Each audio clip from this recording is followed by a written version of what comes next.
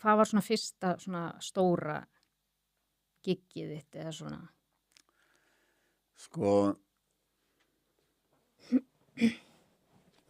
ég hafði náttúrulega ekkert mikla trú á mér, sko, að ég gæti eitt eða neitt, sko, og en svo fór ég bara að fatta að svo fór ég að taka myndir og svona, og þá komist alltaf svolítið flotta myndir, sko, og svo, hann ég fer í skóla til Hollands, Já. og þá allt í einu bara í dottunni inn í eitthvað sem bara finnst alveg rosa gaman og bara alltaf í skólanum, bara alveg skólinn lokar klukkan 9 á kvöldin, þá var ég ennþá í skólanum, skilur, Já. og bara hefði viljað vera lengur, sko, bara í myrkrakompinu og svona, sko. Og svo fór ég heim um sumari, sko, og þá fekk ég vinnu á svona vikublaði sem hét Pressan. Já. Sem var svona, þetta var svona arftaki Helgapostins, ef við veist eitthvað um það. Og þetta var svona rannsóknarblaðamennska og þetta var svona nýtt það var svona ný áhöfn á pressinu. Þetta var fara á hausinn og eitthvað svona, eða gekk illa og svo bara ráðin ný ritstjórn og allt nýtt lið sem var ráðið þarna inn, sko, og mér var sagt að sækja og ég sótti og fekk jobbið, sko. Já. Og þarna var Gunnar Smári ritstjóri og Kristján Þorvaldsson heitinn ritstjóri líka,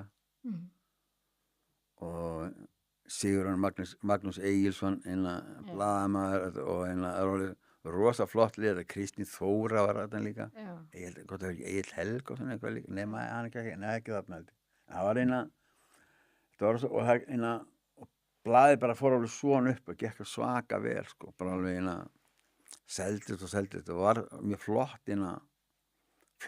lið, sko, og þetta rauninni svolítið svona kannski stóra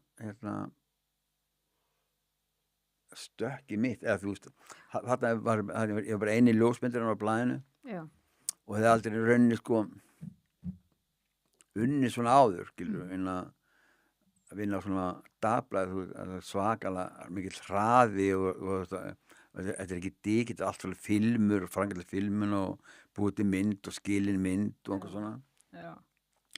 En þarna var ég rauninni með heilt svona blað bara, sem var bara fyrir mig, bara svo alla myndir mínar bara í blaðinu, skilur. Þannig ég auglisti svolítið, sko, upp á þannig, sko. Já. Þetta hefur verið skemmtilegt, eða ekki? Já, var alveg bara eftir fyrsta veturinn, eða sko, ég byrjaði haust og fyrsta bara veturinn, það var alltaf svona blaðaljósmyndasýning, þú veist, árlega mann ekki hvernig það sko, og þá vann ég velun fyrir, sko, fyrstu velun fyrir portrétt, skilur, bara nýbyrjar bara, og svo árið eftir vann ég afturverðlun, skilur, fyrir svona í opnum flokki, þannig að svona mér gekk alveg vel, sko.